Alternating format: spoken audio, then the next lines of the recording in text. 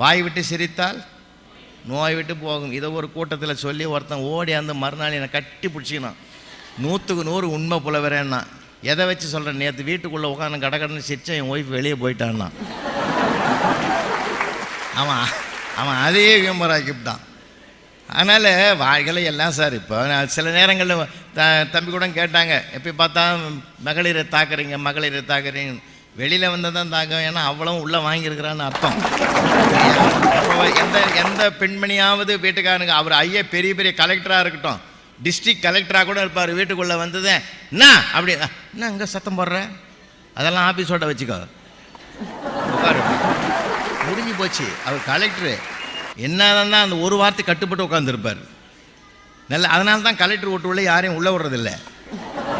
ஏன்னா ஆஃபீஸில் அவர் எவ்வளோ அதிகாரம் பண்ணுறாருன்றது அத்தனையும் மறுநாள் மாறி போயிடும். வீட்டில் இப்படி தானே இவருன்னு. அதனால் அந்த ஒரு அதிகாரம் பூரா அங்கே வந்துடும். நான் என்ன கூட சொல்லுங்க, ஒன்றும் தெரியாதுன்னு சொல்லாத பெண்ணே தமிழ்நாட்டில் கிடையாது. போங்க, உங்களுக்கு ஒன்றும் தெரியாது. யார் வீட்டுக்காரனுக்கு, ஏம்மா எனக்கு ஒன்றும் தெரியாதுவா. இப்போ தம்பி இருக்கிறாரு, அருள்குமார் இருக்கார், அவரே சொல்லியிருப்பேன் நகைச்சுவை மாற்றம் போங்க உங்களுக்கு ஒன்றும் தெரியாதுன்னு சொல்லியிருக்கேன் அந்த அம்மா. போங்க உங்களுக்கு ஒன்றும் தெரியாதுன்னு. ஒன்றும் தெரியாத வாடிக்கும் புலவர் ராமலிங்கெல்லாம் கூப்பிட்டுருக்குறான்னு. அவருக்கும் ஒன்றும் தெரியாது. ஏன்னா அந்த ஒன்றும் தெரியாதுன்றது எல்லாருக்கும் பொதுவான ஒரு வார்த்தை. அதில் தான் 1000 மகிழ்ச்சியே இருக்குது. ஏன் தெரியுமா, மேலே இருக்கிற 2 மேகம் இருக்கும் பார்ப்பீங்க. வெண்மேகம் இருக்கும் இல்லையா, அந்த ஊர் தான் நினைக்கிறீங்க, அடிக்கடி மேகம் வர்ற ஊர். வெண்மேகம் பார்த்துருப்பீங்க, கருப்பு மேகமும் பார்த்துருப்பீங்க. எது இறங்கும்? கருப்பு மேகம்தான் இறங்கும், வெண்மேகம் ஒருபோதும் இறங்காது.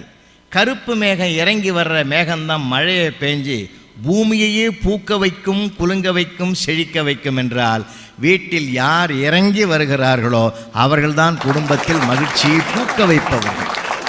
அங்கே என்ன கதை, ஈகோவா இது போய் நான் யார் தெரியுமா, என் படிப்பு என்ன தெரியுமா, பட்டம் என்ன தெரியுமா, என் சம்பளம் என்ன, எல்லாம் எனக்கு தெரியும் கம்முன்னு. அதனால தான் ஒரு ஃப்ரெண்டு சொன்னான், எனக்கு என்ன குறைனே தெரியலடா அப்படின்னா. உன் சம்சாரத்துக்கு நீ சண்டை போட்டுக்கிறியா? இல்லை, இன்னைக்கு ஒரு 5 நிமிஷம் போடு, உன் குறை இல்லை உன் பரம்பரை குறையே வருதா இல்லையான்னு பாரு. எல்லாமே மகிழ்ச்சி தானே சார். இதில் என்ன போய் பெரிய சண்டையான்னு சச்சரவா? அதெல்லாம் ஒன்றும் கிடையாது. நானும் என் பையன் பொண்ணெல்லாம் உட்காந்து கேரம் போர்டு ஆடிங்கிறேன். கிச்சன்லேருந்து ஒரு குரல் வருது, டிஃபன் ரெடி ஆகிடுத்து எழுந்து வாங்கடான்னா. எனக்கு ஒரு மாதிரியாக இருந்தது. என்னையுமாண்ணா, உனக்கு மட்டும் தனியாக சொல்லணுமாண்ணா. அது என்ன பெரிய குறைஞ்சி போதா நமக்கு? அதெல்லாம் ஒன்றும் இல்லை, ஒரு கரைஞ்சி போகணும். கரைந்து போகிற மனிதன்தான் மற்றவர்களை கரையேற்றுவான். ரொம்ப சந்தோஷமாக இருக்குங்க சார். கடவுள் வந்து நம்ம கொடுத்துருக்கிற மிகப்பெரிய கிஃப்ட் எது தெரியுமா? சிரிப்பது தான்.